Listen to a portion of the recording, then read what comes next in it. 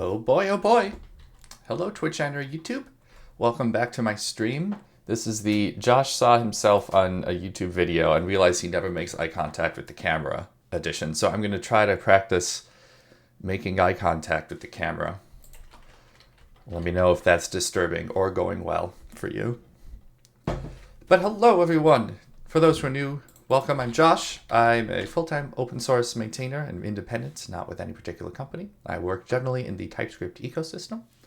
I work on tooling such as typescript-eslint, the tooling that lets you run ESLint and Prettier and other JS tools on TypeScript code. So that's important.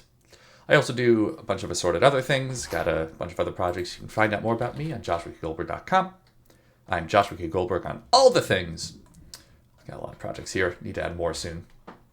But today, we're going to focus on TypeScript-eslint, specifically going to the backlog. We have 394 open issues, most of which are either just waiting for someone to send a PR or are otherwise not actionable for me, but I've got a nice little issue review queue posting in the chat that I'm going to get through.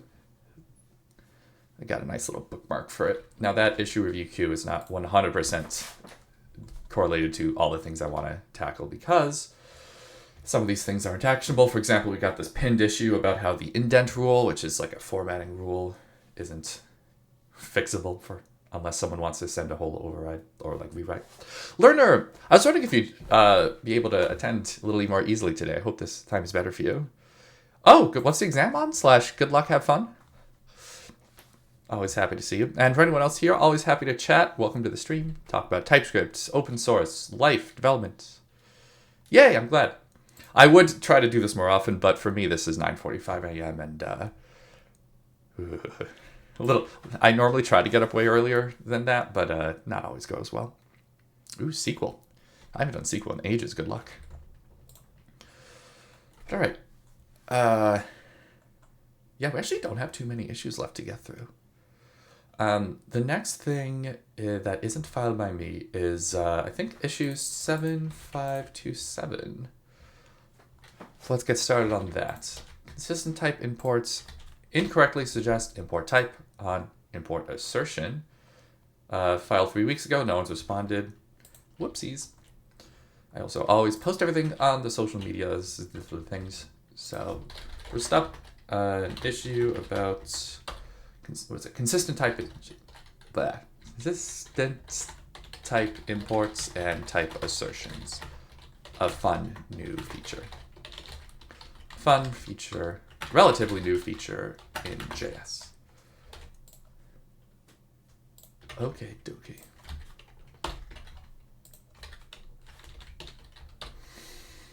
So, in JavaScript, and therefore now also TypeScript, you can do import assertions, which are little assert keywords that say, I'm importing this as a particular type of data.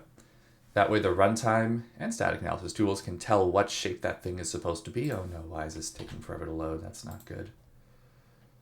Ready. This playground better not be broken. What's going on? Please work. Is it just still loading? Did I throttle my network or something? Oh no. TS worker, loading.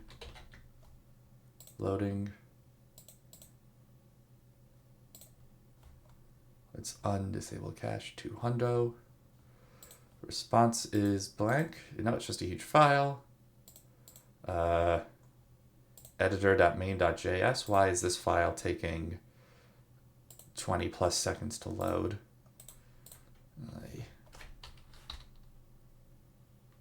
Oh, divs everywhere. That's not good. What was the project?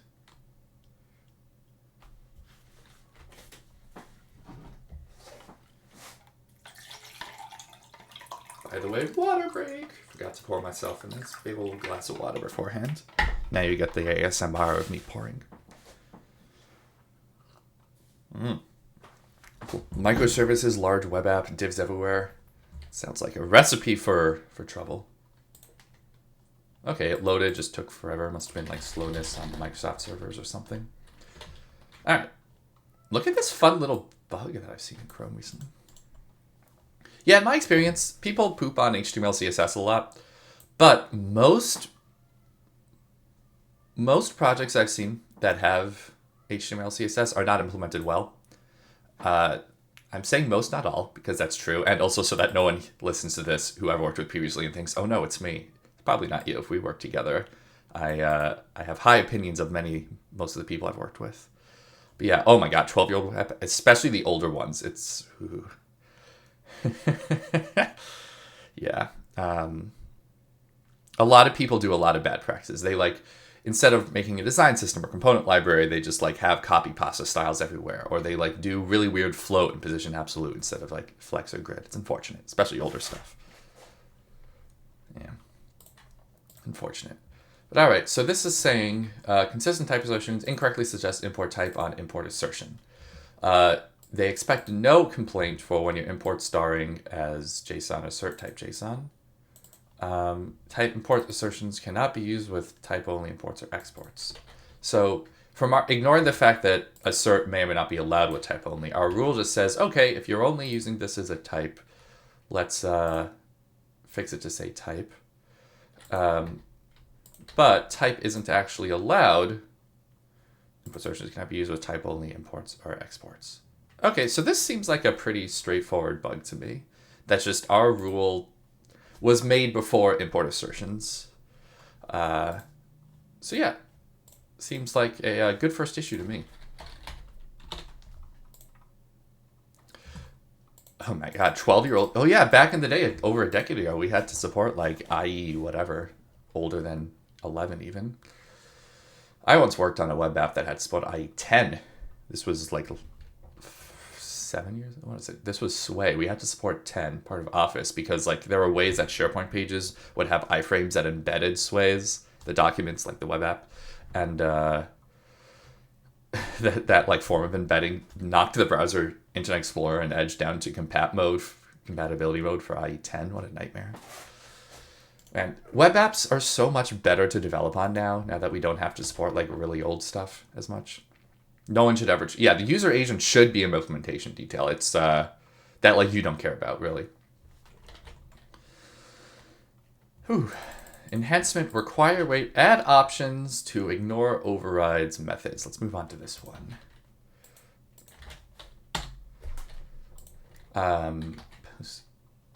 Blue sky.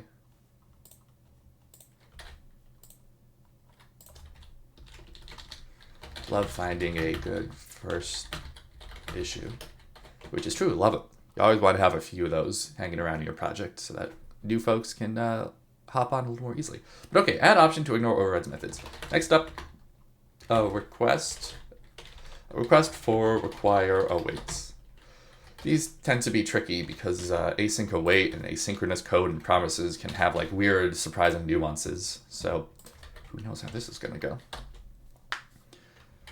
7536 in the chat.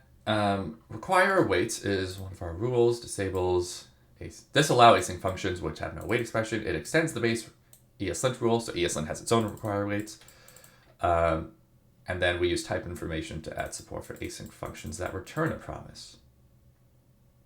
So we would consider this to be correct because it returns a promise, which is actually surprising to me. I would have thought we don't need this to be async because there's no need to add that extra tick. But whatever. What do I know? Light mode and everything. Yeah, I have found that light mode works better for my eyes, especially since I have I got a nice studio light to make it easier to see my face because I'm self-conscious and want to be as high quality output as possible. And especially with this, light mode is easier for me. And also, you know what? I like making a statement. I like making the statement that as much fun as it is to joke about X being better than Y, people take things too seriously sometimes. And light mode has become one of those issues. So take that, world. Light mode is sometimes better for a person in a situation. Okay, require wait rule asserts the existence of a wait inside async function. However, when a class method is inherited from a parent async, I've seen this before, sometimes it's inevitable to keep the async signature even when the body doesn't have any awaits. Of course, one workaround is declaring it as a sync function, the return promise resolved. That's less ergonomic. Okay. So they want an extension or feature or something for require wait to ignore overrides. Duplicate, yeah, we've definitely seen this.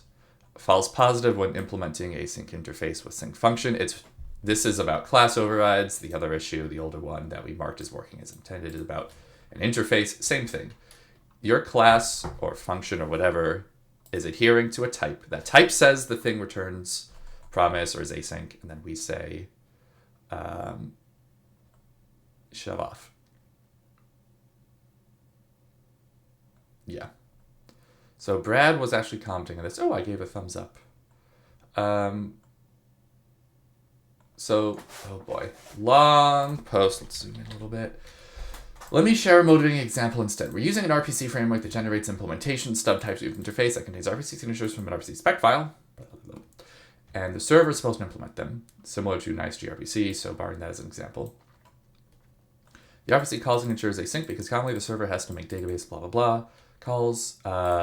We have three options: convert them to, continue to use async, convert them to sync promise or style, change the generate server interface, set both things. Yeah, I would say that's your issue.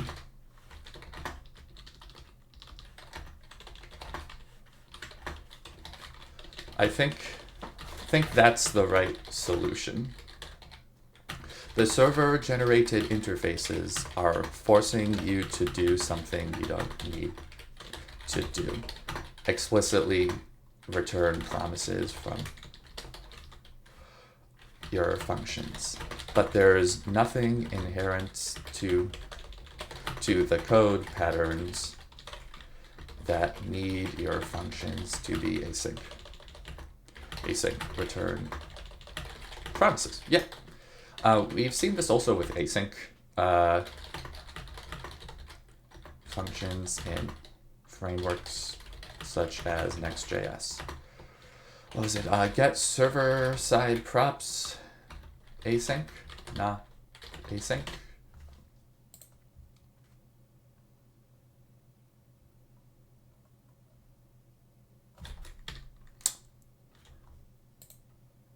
Yeah, I've definitely seen this before. Let's open the TypeScript Lambda play, because in Next.js, do I have a Next.js? I do have a Next.js example. I've seen before where the Next.js types for, I think it's like get server-side props, force something, like forces it to be async.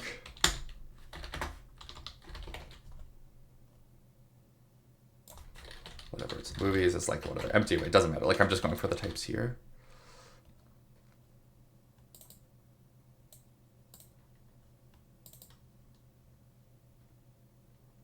Yeah.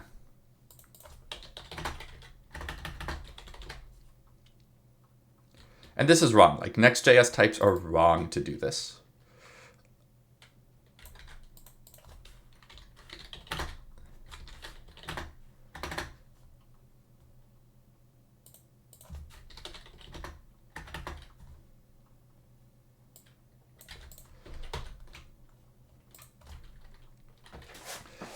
One library/framework says that a function must return promise out and leaves out the rather than promise t or t for simplicity. Then users feel the need,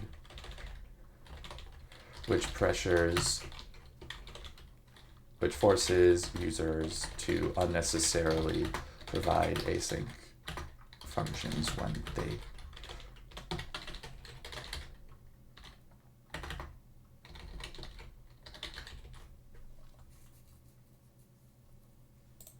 Can I get like a slightly nicer error? What is it? Whatever this. Unknown. That, okay. Yeah, I just want like a slightly cleaner error message there. Okay. No index signature.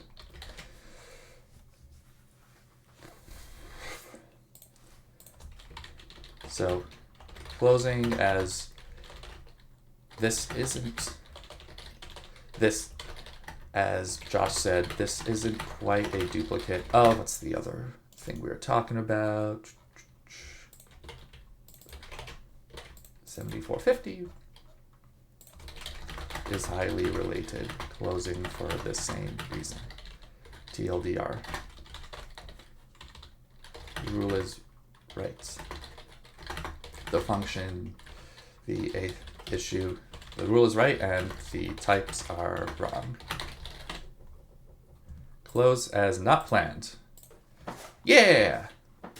That was fun. Curious if any of y'all in the chat have seen this type of thing before. I've personally seen it a lot with like React server components, Next.js type things, because those types tend to be very async promise heavy, even when they don't need to be. But I've seen it all over the place. Athano, ooh, you have like a little game developer icon. How'd you get that next to your name? That's cool. Also, welcome. Hi, thanks for joining. I've told the Next.js people, like, hey, pay me money, I'll fix up your types, and they haven't taken me up on that offer. I was talking with one of the directors, and he just stopped responding after a while. So, well. Should have gotten more internet clout. Okay, max params, don't count this void. Moving on. Now for some, that was juicy. As most async promise oriented rules end up being rule issues, I should say. Next up, probably less juicy, talking about max params. Since you've seen this in Next.js, you say, I'm curious, have you tried out after React Server Components, that whole area of Next.js? Any feels on that? Base rule extension, max params don't count this void. So there's a core ESLint rule, max params, that enforces a maximum number of parameters in function definitions. For example, this function has 4. If your rule is configured to the default 3, then this would be a lint complaint. That's very, very stylistically intense, very opinionated. But like most of the time, the rule is right. Having a bajillion parameters is kind of a code smell. It's hard to read and write. It's hard to understand. Easy to mess up. I personally try to go for like objects. That being said, there are cases where this rule is wrong. For example, if you're using a framework that does these things, or if you have some like weird performance need. So that's why this rule is not in the recommended set. Oh, yeah, you just updated. That's cool. What's the job? All right, so we have, let's see. Do we have an extension rule for max params? It is odd, right? Okay, so max params does not have an extension rule. We haven't written that yet.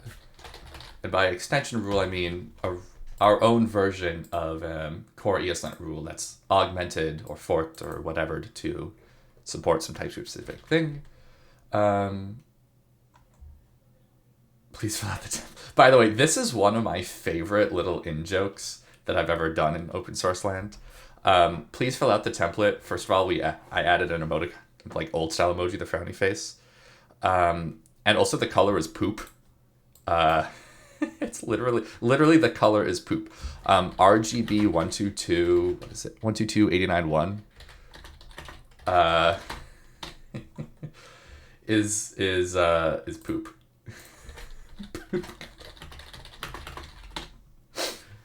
It's slightly off. It's 123.920. Whatever, it's close enough.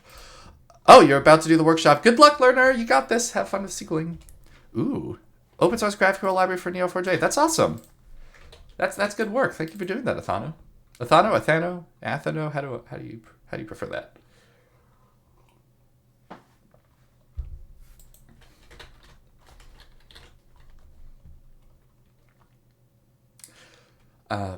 However I like. Athano. That's the easiest for me. Close to Athens. All right. Don't count this void. ESLint cries. That is not inaccurate. Okay. So let's take a look. ESLint RC. Look at that scroll bar. Woo. Max params error, and then let's do function. Do something wild. X0, Y number, Z number. Too many parameters for maximum allowed is 3. Yeah. I don't have time to pick up no rectangle. I like the vibe of this user. Is that Disturbed? This is the Disturbed guy. What is the name of the Disturbed mascot? Potential content warning. I don't know how. This is like a metal rock band. So, oh, it's the guy. That's right. Anyway. Yeah, so I can see this being reasonable. Yeah. So ESLint is wrongfully complaining because in ESLint syntax, the name this is just another param, but in TypeScript land, it's like a special kind of thing. The name, oh, interesting. TypeScript just considers the name as just like a regular identifier. That's fun. Cool. That was good. That was nice and easy. Oh man, I only have like 4 left. This is awesome. I'm also probably going to end in like half an hour or so. Oh no, I got 40 minutes to go. Going till 11 my time, 53 minutes. All right. Oh boy. This one's going to be juicier, I already know. Avoid using object.values on enums. Enums are a whole thing in TypeScript. Dude, that was less juicy. But this next one is enums, and that's also often a whole thing. TypeScript enums. One of the few TypeScript runtime syntax extensions that I don't always hate. Using object.values can often lead to confusion as it returns both the values and keys of the enum. This is true. To prevent this confusion, I recommend manually defining the exporting concept with the enum values. Oh boy. What is link 1? Stack Overflow. Yeah, so 2 people asking. So yeah, enums are a confusing thing. People, what is this? Someone viral? I recognize some of these names. All right, let's see this. What's the strategy behind tweeting? You know, this comes up once in a while. I don't know. I'm like 50% on my way towards acting like an influencer. You know, like I tweet a lot, I Twitch stream, I upload my things to YouTube, I'm on my podcasts and conferences. But I don't take the like intentional approach to all this stuff the way influencers do to try to maximize. That's not a diss on them. It's just like I'm not in that career track. It's not my priority. So the reason why I tweet whole threads is just for discoverability. I think it's nice. It's like a transparency and discoverability thing. A lot of people don't really know what it's like to be an open source, to maintain, or to triage issues. And I think that lack of transparency and discoverability has resulted in an empathy issue, or at least contributed, I should say, to the existing empathy issue, where people yell at open source maintainers, or maintainers yell at the users over stuff they shouldn't. Mostly the former. A lot of, you suck, why don't you fix this for me in open source? So I just like showing, like, this is how it works. This is what we're doing. This is why you're, like, not filling out the title and posting a screenshot without alt text and no explanation is, like, a total pain in the butt and does not help your case. Like, things like that. And then the reason why I'm on all 3 platforms is because I hate Twitter, but the other 2 are crappy in their own right. By hate Twitter, I mean, like, Elon Musk is a turd and the platform is slowly breaking, but it's where everyone is. And then Mastodon is just like super user hostile. Like the UX is not ideal. It's strictly worse than Twitter in many ways, which is really unfortunate because it's theologically better. It's got a lot of like nice privacy and decentralization built in. And then Blue Sky, it's just not as well featured, nor does it have as many people. So, whoa, life is hard. Yay, I'm glad. I'll write a blog post eventually. It's on my list.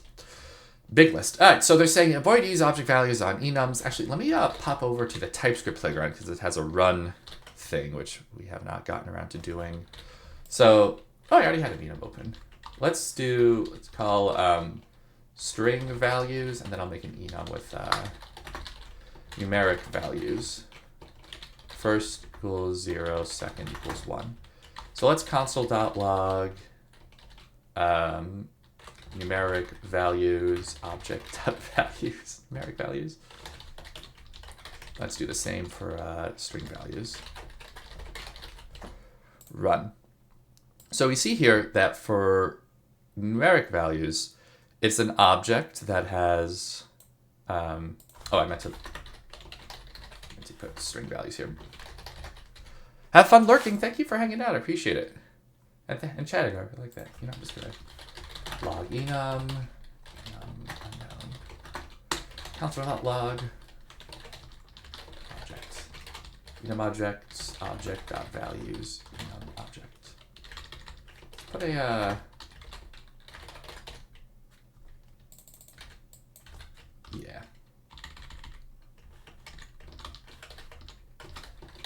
A little easier there. Okay. Console.clear. Run. All right. So the first thing is we get. Ugh, I don't like this log. This is like a personal flaw that I like. Get really nitpicky about my logging when it's just like me testing stuff. Anyway, yeah. So numeric enums have a reverse map from number to string, and then also from string to number. The string is the keys. So logging the object.values of them is gives you this. Then also there's a behavior for strings that happens to be different where they don't have a reverse mapping, and the values is just the keys. So this is confusing. There's a reason for it. It's because enums have reverse maps, and let me just show.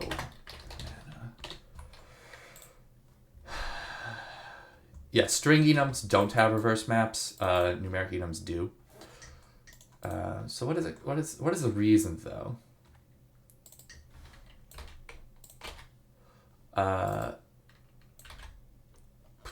So yeah, I'll agree with this part. Agreed.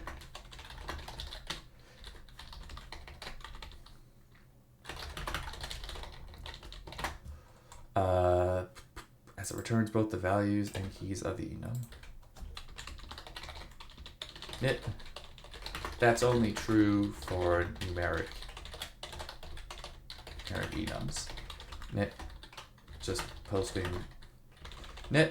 just to be visibly precise. Like I'm sure that OP does this. I just want to make sure no one reading the thread for readers. That's only true for numeric enums.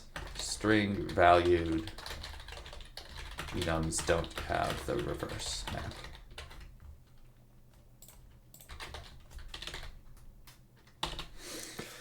map. So it is confusing, but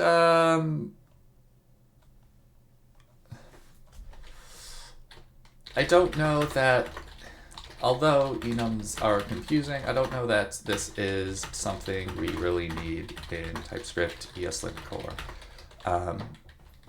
Enums are going to change over the next, are hopefully going to change few years, because there's a TC39 enums proposal. Yay!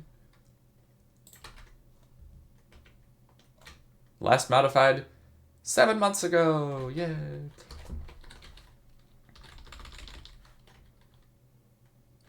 Hi, Connor. Hi, Connor. Thanks for stopping by. How's it going? Is just stopping by like you coming to say hi and leave? If not, happy to have you here in chat. If so, still happy to have you here. Over the next decade. But even if that takes many, many years, it's not clear what the right behavior is. Why did the users want to log the... This is like a general enum thing, like, or general lint rule thing, where we don't like banning things when there's not a clear correct behavior. Revavir, hello. Thanks for coming on. How's it going? You're love a lurker. Why did the users want? Maybe they did want to log all the values. I think we need to see some clear indication that in addition to being a potential source of bugs like those two stack.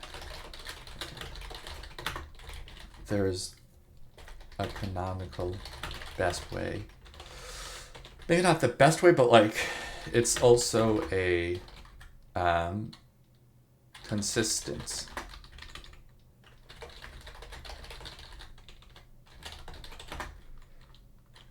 source of unexpected behavior. Like that a super majority of projects would want this rule. So evaluating community engagement, which is our like, we don't think this is right, but you know, it convince us.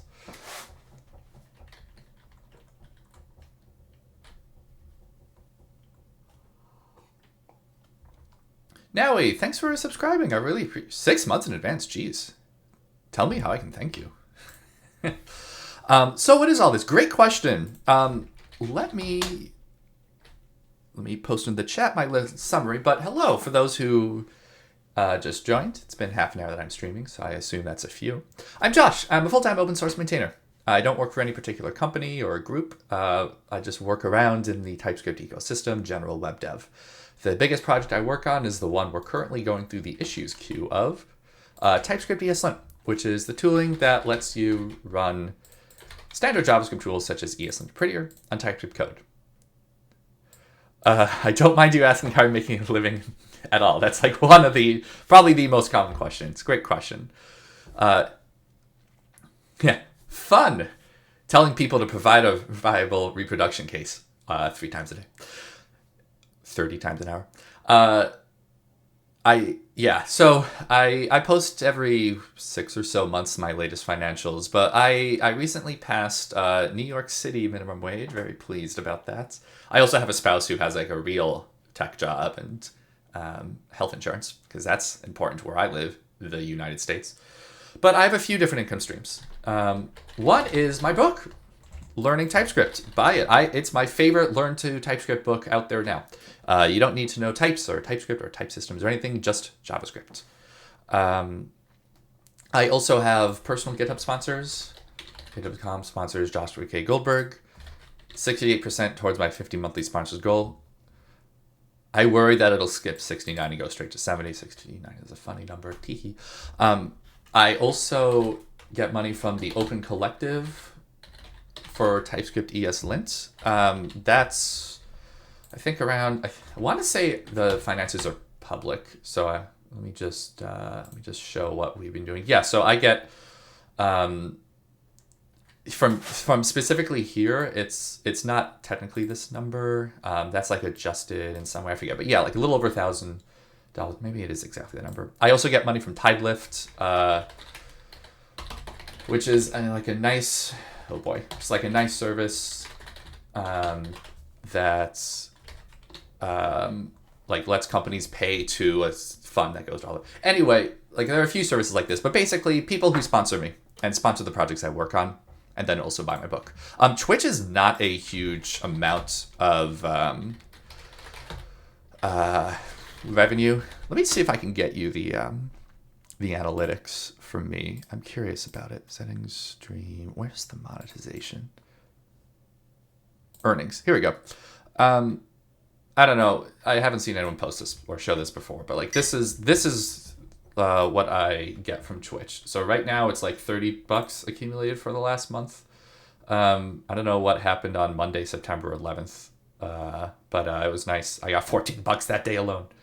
And my last few payouts have been, whoa, April had 25,000. Who was watching me so much in April? Someone watched video on demand. That's cool. Oh, my payout history.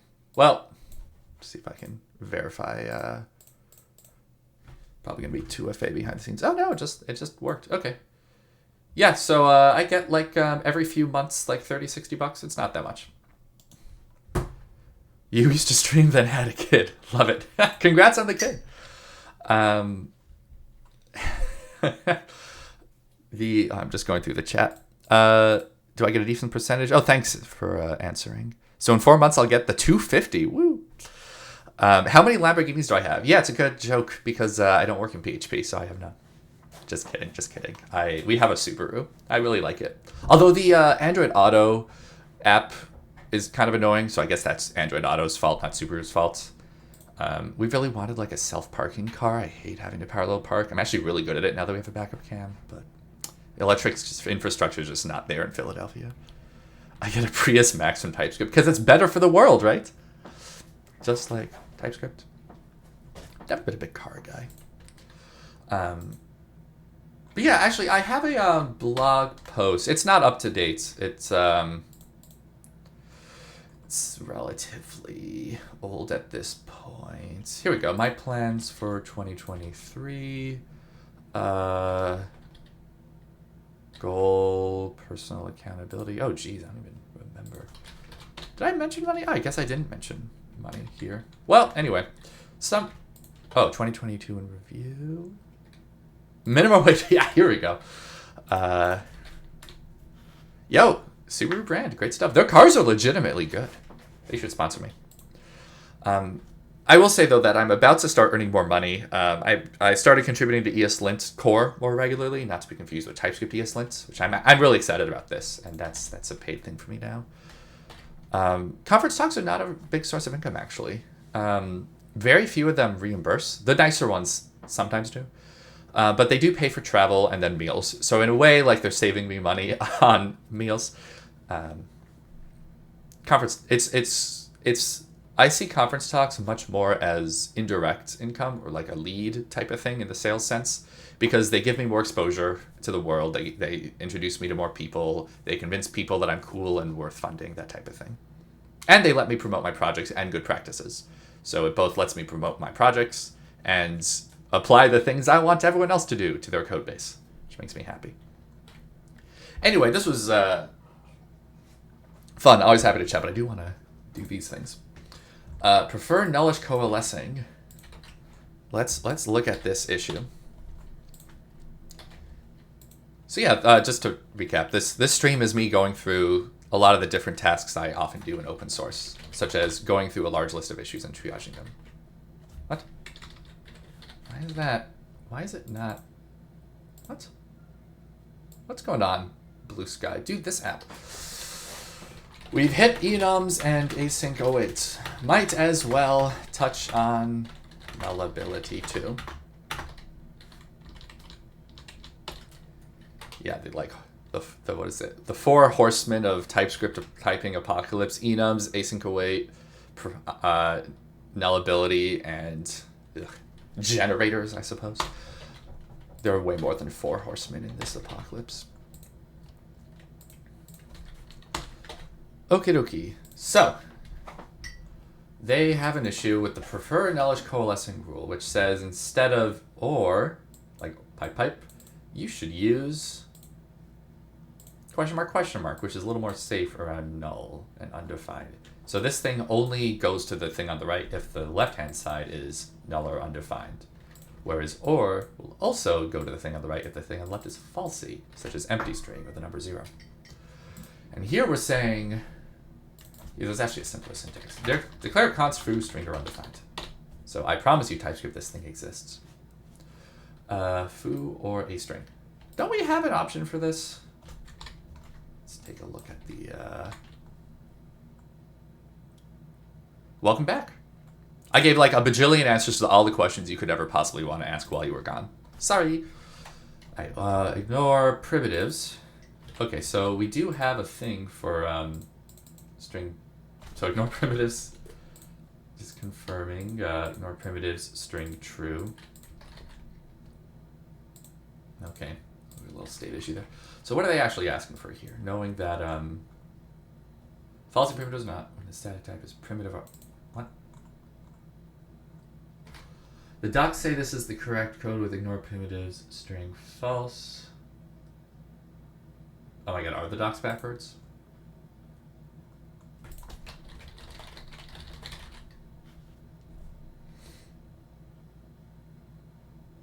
Oh, yeah, the docs are backwards.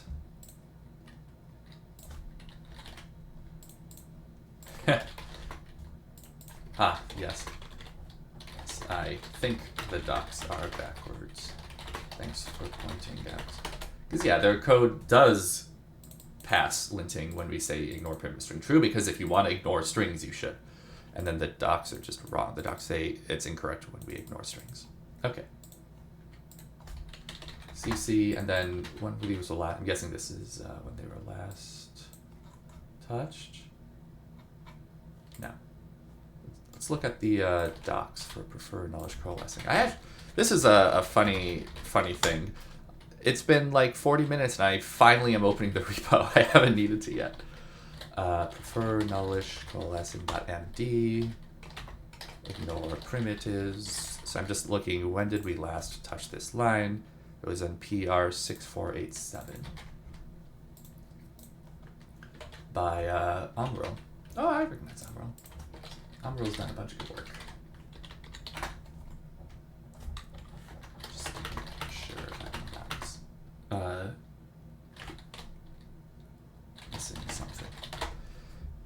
Barring the how long ago did you have the baby? / how old's your kid? I don't have any children. We've been talking about it for in the next few years, but I have a niece and nephew, right? That's my brother's kids, niece and nephew, and they're like 1 and 4, and they're awesome. Brand new! Wow, congratulations! When is the sleep cycle? When do babies 10 sleep through the night? Yeah, I know that's like a big thing. Yeah, 3 months old. Have they started? Have they started? Are you there yet?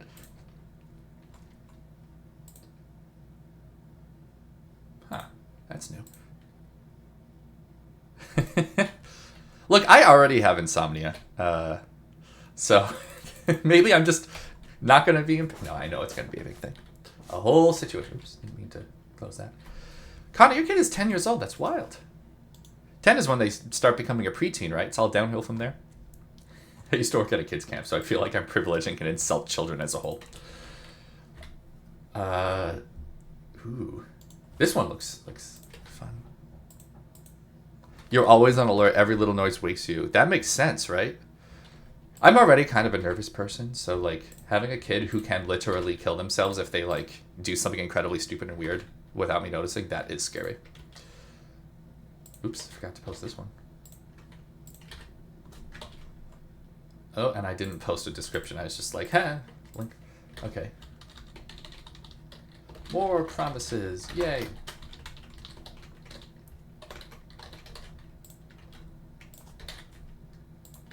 I will say, though, I do like how on Blue Sky it explicitly asks you if you want to put a link card. I wish it was opt-out rather than opt-in, but I like being able to opt. Ragdoll sleep. I've seen photos. Those are really cute. All right, no misuse promises, optional chaining void rule. And apparently also for no floating promises. I just realized I need to set a list of things. Last stream I forgot to minimize my Messenger apps. This stream I forgot to check whether people are on Twitter. Oops. And I like to or Mastodon or whatever. I like to shout them out. Yo, babies are weird. Okay, so what's going on here? We have some objects there. I'm going to try to simplify this code before looking at it. That's how I really understand things. Okay. My God, this little scroll bar bug. What has happened? Get out of there. It's distracting me. Okay. So I'm just going to declare const foo, which is this thing. More people need to know about the declare. And they're saying this should be awaited. Oh, boy. Oh, juicy. Oh, wisdom from a parent. Babies are resilient. Do your best. There's no perfect way to raise a kid. That does sound wise. I've seen a lot of ways that kids have been messed up by their parents. And way more ways that parents have messed up the children. But most people turn out all right. Life is good. All right. What do I literally don't have kids. I should not be talking about this. So they're saying they have the no misused promises on that rule, which is the rule saying, like, don't provide a promise in a location that doesn't know how to handle it. For example, if you're checking whether the promise is truthy, that doesn't make sense because you probably meant to await it. It's probably an issue. Similarly, if you like have an async function provided to a location that ignores the return, like a for each loop or like a event emitter or like in React JSX library land and on click, doesn't make sense. So let's see here. We would expect that foo bars should have to be awaited. Yeah, this is really interesting. So if we remove the question mark, or rather, if we say if foo definitely exists and call bar, then the rule complains. So this is a breaking cow face. Absolutely, learn it from that applies to TypeScript. One of the best ways to learn it is like watching people write TypeScript, and children learn from other parents. Right? It all works together, blends. All right, so the non-null assertion. This is just a type system thing. It's saying shut up TypeScript about this maybe not existing. I say it exists. So here we have TypeScript yelling at us since this will always be defined. Whereas here, I think the lint rule would want to say that. But the problem is the lint rule, this is like technically a breaking change. I'm also curious. Let's call this, what do I want to call this? Instead of foo, let's call it nullish container method. And then what if we declare const async function or nullish function is, which is either promise void or promise unknown. I'm going to say unknown or undefined. Just to nitpick a little bit. What are you complaining here?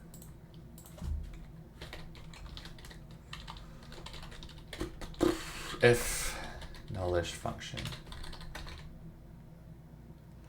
All right, so the complaint on this one is does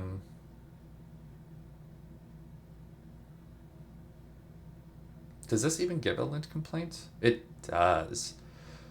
So yeah, I think this makes sense. This is a bug in the rule. So glad to provide you the what the hell reaction on a regular basis, Cowface. The rule right now does complain when you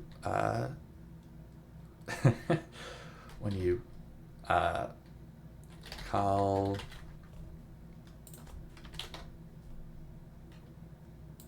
actually, yeah, this is a bit simpler of a repro. A lot of simpler repro. Should this complain? Probably. This does complain. And then this does. So the question mark says, if this exists, call it as a function. Then exclamation mark says, this definitely exists.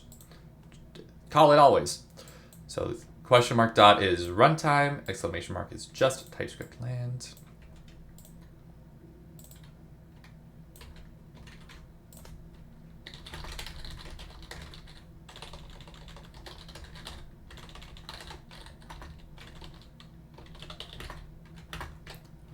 Squiggly it up. Wait, where are the squigglies? Or underneath the whole thing?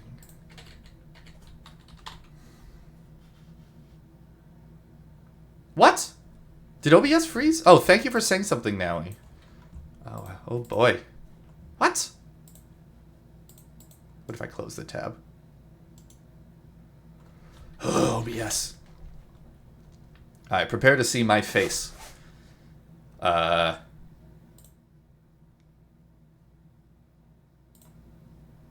Why is this doing that? Do I have to refresh the display? Let's show you what's on my OBS. Well, that was weird. Seriously, thank you for saying something. I've streamed before and then and had situations where just like nothing was showing or no one could hear me and then gone for long periods of time. in that bad state, so thank you. Yeah, my stream manager showed it as not as just the tab frozen. Weird. Anyway, yeah, so what I was typing up was a simpler reproduction case, which is showing that it's actually not the, it doesn't need to be an object container. It's just something that may or may not exist.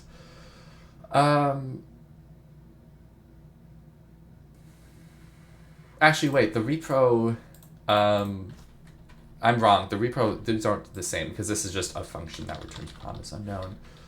Nullish, async function, whereas this one is declare const async function. Async function returns nullish async, which is a function that returns promise of unknown or undefined. Just to be very clear on the parentheses.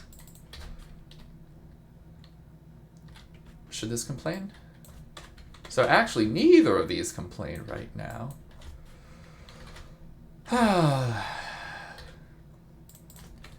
That shows the rule not complaining when the function, in either case of the function being nullish or the function returning promise for unknown or undefined.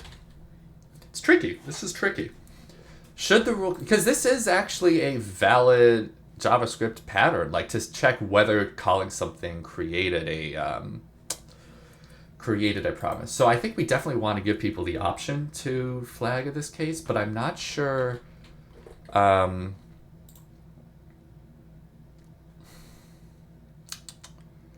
not sure how to do that. So maybe like check nullables. I could see an argument. I could see a use case for wanting to check whether a function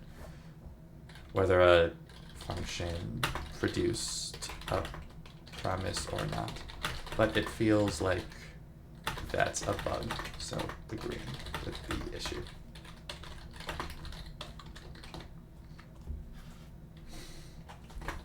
Maybe we should have we should add an option to the rule. We could make it opt-in by default for the now and opt-out in the next major version. So that's the part of the issue on no misused promises. For no floating promises, I don't know.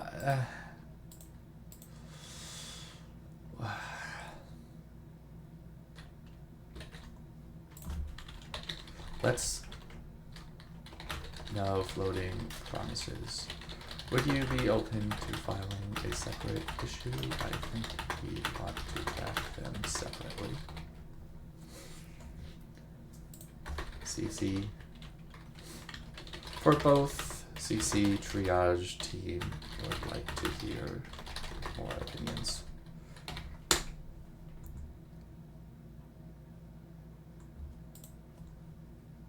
Yeah.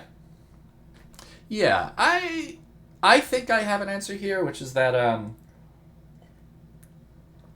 this is probably something we should flag, but I'm not confident enough, and I also want to hear from other triage team folks. So we don't have a label for like waiting for more people.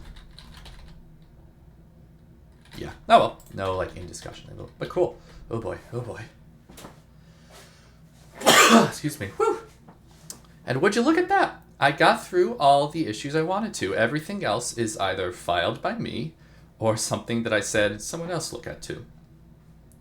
If we minus author Joshua K. Goldberg and search again, we only have 4 issues. One's the dependency dashboard, so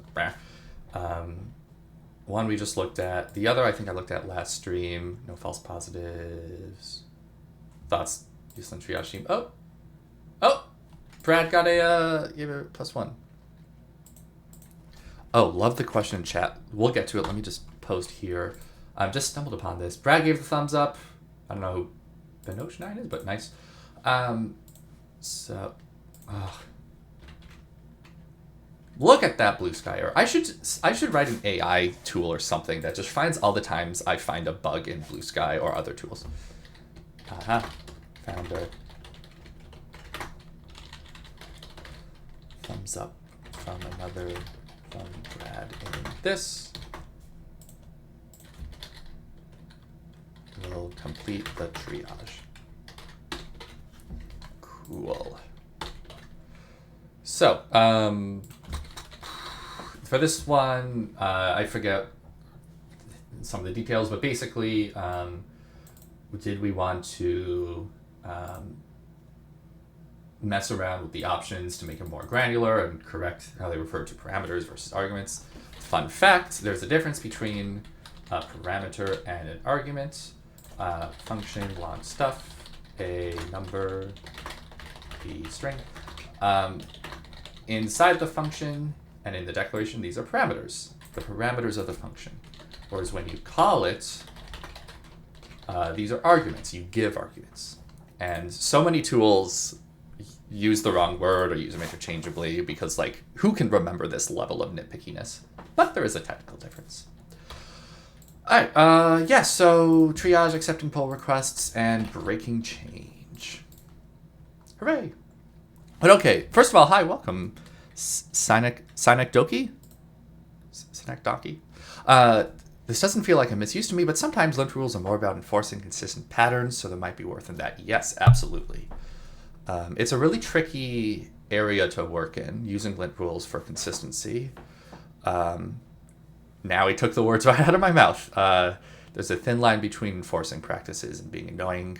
I think lint rules for a while were used by people in kind of too strict, too nitpicky of a sense. Like the old Airbnb presets were really nice for enabling a lot of rules and getting us used to them, but also enabled a lot of really nitpicky stuff that was just annoying, especially pre-Prettier, and they had formatting stuff mixed in there.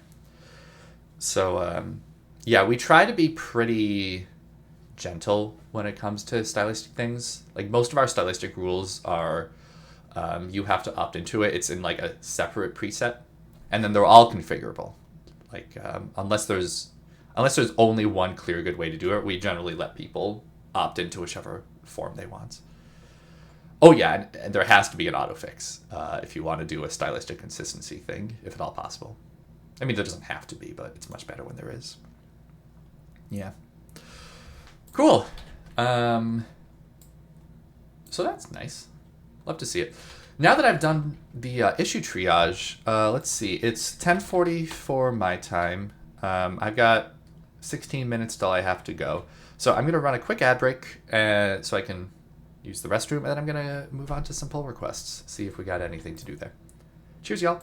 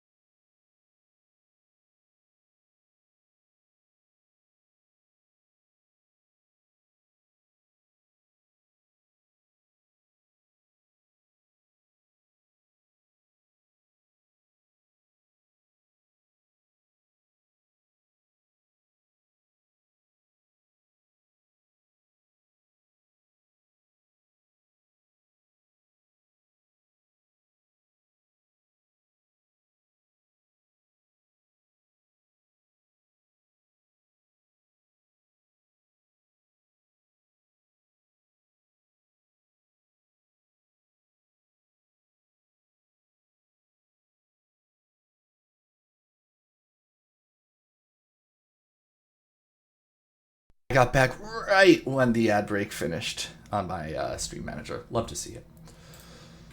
Okay, let's look at pull requests. I only have 3 open in my equivalents. These are the things you should look at. Query. I'm going to have to start querying all of the things. Hello, co-author of No Unsafe Comparison. Oh boy. So what is the issue? So pull request 7541, issue 7509.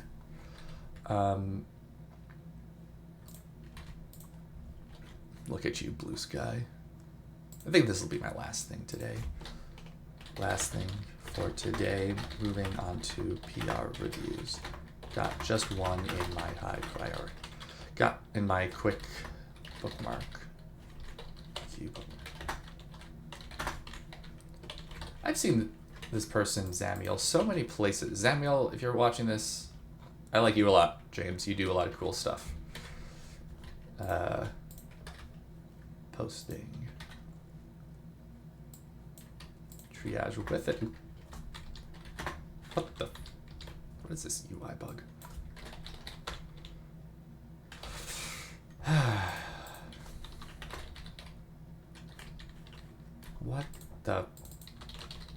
What is happening? Whatever. Close enough. Hate how buggy all this crap is. VC funding makes products better. Nope. Look at all this stuff. I think one of the big advances Go did was introduce a lot of people in mainstream lands to the concept of like having a built-in dedicated formatter. I think it really helped push that forward, the concept of using a formatter. But okay, no unsafe enum comparison. Consider evaluating switch statements. So let's look at the repro. I have a vague memory here. Oh my god. All right, enum vegetable, declare let vegetable. Love that they're using the declare. So here we do complain in the known safe enum comparison rule about the if comparisons, about them not sharing a type, because that's what the rule is saying. It's saying if you have a vegetable, don't compare against the, if you have an enum, don't compare against the literal values, compare against the enum reference so that it's, kept up to date. But here,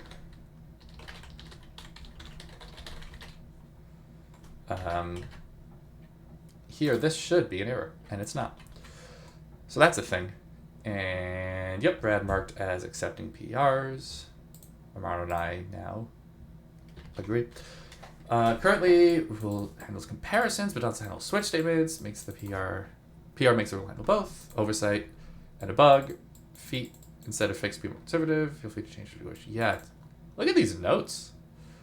Oh boy. So they rewrote the docs too. That's, oh boy.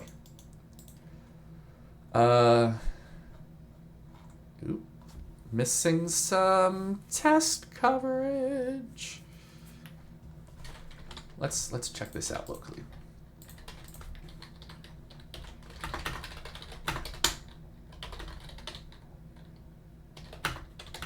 Is my yarn gonna be nice? Nope. No .yarn releases whatever. Okay.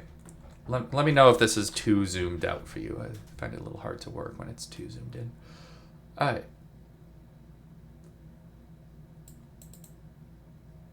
So they did some docs. I'm gonna look at the code first. No unnecessary type constraints. Why did we need to change this also on line 46? That's not the same rule. X name as ts.extension.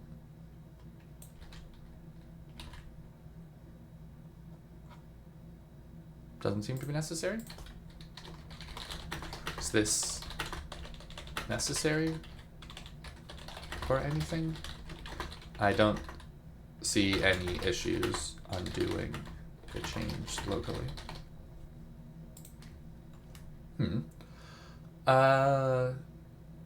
So, okay, in the rule, here's what they did. Oh, I always forget I have this command, I think. AST? Yeah, so if what I'm doing is a total mystery to you, totally fine. We have a blog post describing what all this stuff is with links to good docs. Basically, a lint rule takes a look at a representation of your code called an AST. It's an abstract syntax tree. In other words, it's just a bunch of objects describing all the things in your code and what's inside of them. And then the lint rule looks at that AST, complains if it sees things it doesn't like, and then ESLint services those complaints to you. We store those complaints messages in a messages object. So we're adding a new message here saying mismatched case alongside nitpick. Since mismatched case is a specific is a more specific name. How about naming this the existing mismatch to something, right? Mismatch condition? Yeah. All right, let's take a look at this comparison. Oh boy. So previously they were doing this all inline. And now they've extracted out. Yeah, this is just good coding here in general. Instead of copy and pasting a lot of logic, they extracted the already existing logic into a shared function. So when we see a binary expression where the operator is the type that we care about, then a check. If the comparison is mismatched, we complain. We ignore default.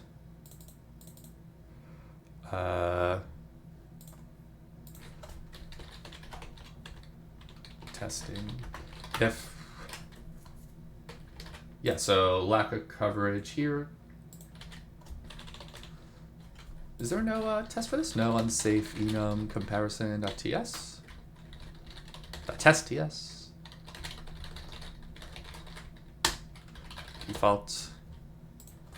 Let's add coverage for the default case, both invalid and invalid. All right, and then if the parents type one of two things, testing is true. The parent is always a switch statement, and we should have an issue in making this if unnecessary. This is the case. We should file issue. And as assertion would be. Yeah, so if the parent's always a thing and the type system doesn't reflect that, that's a use case for a type assertion. Yeah.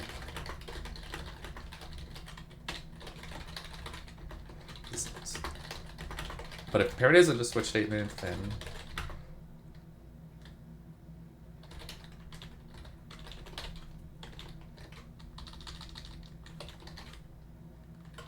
there should test coverage.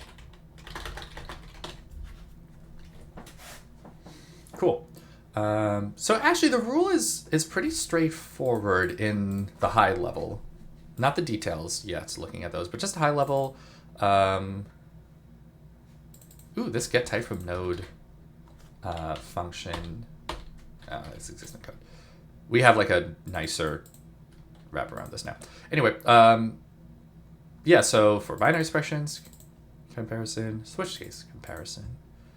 And then the comparison logic is basically the same as it was before. I recognize it. Okay, let's look at the tests. So we've got switch statement, one valid. So that's the numeric case, and then we've got the stringd case. So those are happy. Then we have the invalid cases where there's I've now got two follow-up issues I'm making notes on. File issue, file suggestion fixer. So two thoughts. One is we actually have a better API, like a more convenient one for get type to node. It's where's the usage of this? Get type allocation. You can just use that instead directly. It's just like a nice, convenient thing. Oh boy. Yeah.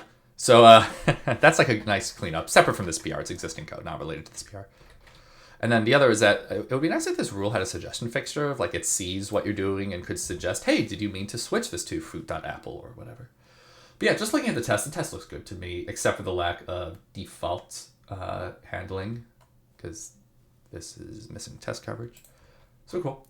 So that makes me happy. Now let's look at the docs. And I don't even need to start this locally because we can look at the preview deploy. Post that in the chat. Anyway, I'm leaving in 4 minutes for meeting, so hit me up by then, before then, if you want to ask any questions or bring up any subjects. Always happy to chat. It's type of compiler can be surprisingly lenient when working with enums. String enums are widely considered to be safer than number enums, but even string enums have some pitfalls. For example, it is allowed to compare enum values against literals.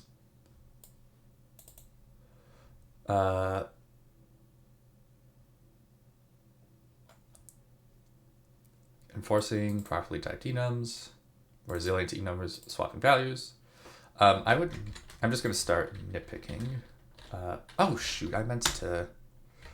There it is. I meant to file these as notes to do.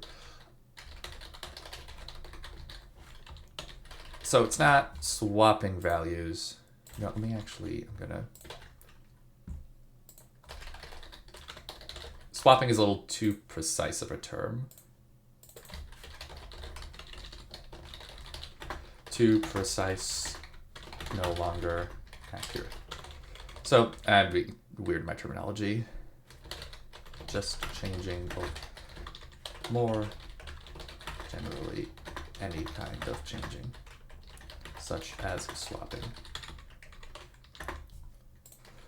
All right. The last word, code IDEs to use rename.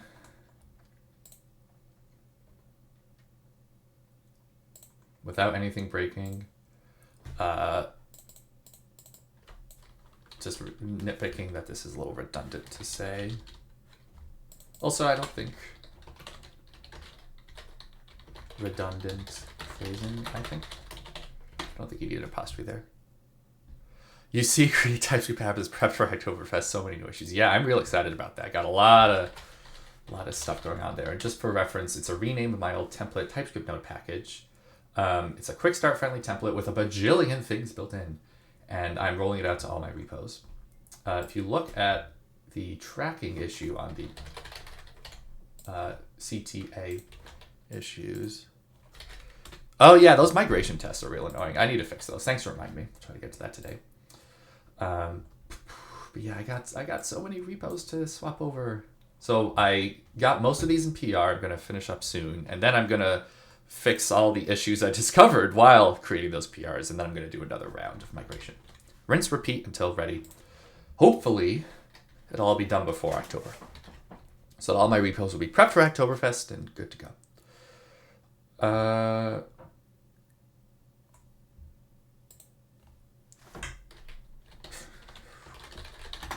I think I don't resonate with this too much. I think the root, it'd be better to talk about the root semantics. That it makes usage of the enums align more to how they are meant. And more to the enums semantics. Some people don't. Some devs would be resistant to being more like strongly typed languages. So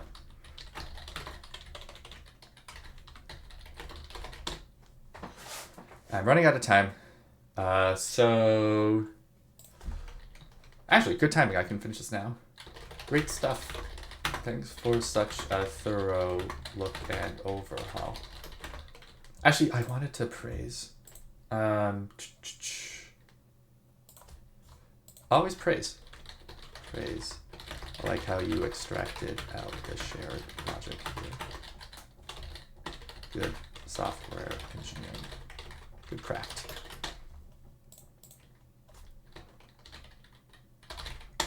A few requests for changes and some nitpicks I'd like to hear your thoughts on.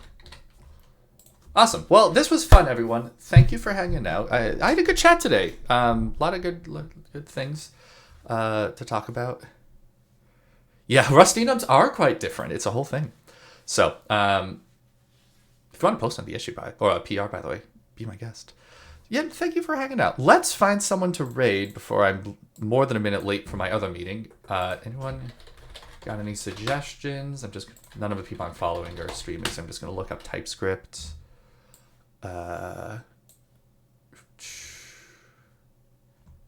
I'm here. Grand Theft Auto 5, I don't know how that got TypeScript. Must be like a translation thing. Toxic Toast or Codefork. Codefork has fewer people, so I'm just going to raid them. So, thanks, y'all. As I mentioned once or twice way earlier, not recently, I'm Josh. I'm a full-time open source maintainer. You can support me by buying my book, sponsoring me on GitHub, sponsoring typescript-eslint, or just sharing my stuff out, and so on. If you ever want to chat about open source or TypeScript or whatnot, always happy to. Bye, y'all.